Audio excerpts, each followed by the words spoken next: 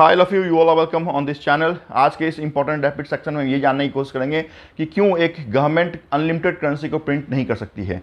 कर सकती है, अगर करती तो उसकी हाल जिम्बाब्वे 2001 की तरह होती, जहां पे जिम्बाब्वे ने ये गलती कर दी है।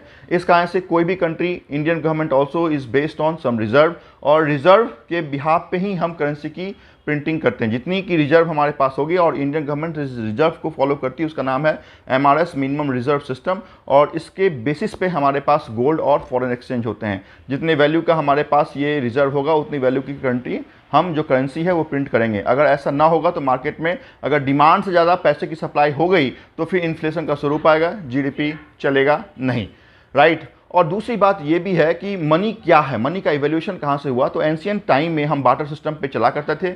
जिस वेट का आप किसी दूसरे को प्रोडक्ट देते, उसी वेट का प्रोडक्ट आपको मिलता। Barter system overall over the period of time जिस प्रोडक्ट के साथ रिप्लेस हुआ, उसका नाम हमने गोल्ड दिया, क्योंकि गोल्ड का एक इंटरनेशनल एक्सेप्टेंस था। और बाद में यही गोल्ड प्रोविजनरी नोट के रूप में कन्वर्ट हो गया, और प्रोविजनरी नोट बहुत कम दिनों के बाद आपके कन्वर्ट हो गया आपके करेंसी में। करेंसी का मतलब है कि जितने वैल्यू का आप प्रोडक्ट ले रहे हैं, उतने ही वैल्यू का जो करेंसी है वो आप उसे दे रहे हैं, जिसका एक्सेप्टेंस होना चाहिए। जैसे डीमोनेटाइजेशन में आपने देखा कि गवर्नमेंट ने जो अपना वचन था वो आपके 500 या 1000 रुपये के नोट से वापस ले लिया, तो वो करेंसी आपकी पेपर के टुकड़े के समान हो गई। इस कारण से गवर्नमेंट का जो वचन है, गवर्नमेंट का जो एक्सेप्टेंस है आपके उस करेंसी के लिए बहुत इंपॉर्टेंट है। और क्या कारण है कि US डॉलर ही आपकी इंटरनेशनल करेंसी के रूप में एक्सेप्टेड है।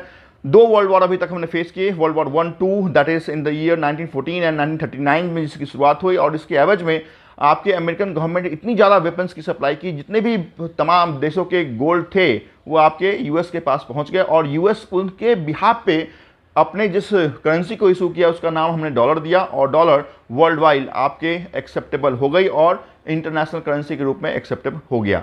तो ये बहुत इंपॉर्टेंट था कि हम MRS सिस्टम को देखते हैं, हम डिमांड सप्लाई के आधार पे ही पैसे का प्रिंट करते हैं। US डॉलर को हम क्यों आपके इंटरनेशनल करेंसी के रूप में एक्सेप्ट करते हैं, और क्या कारण था कि ये जो US डॉलर है वो आपके इतनी ज़्यादा शक्तिशाली करेंसी है। तो उसके कारण था गोल्ड का reserve. Thank you so much for watching this important section.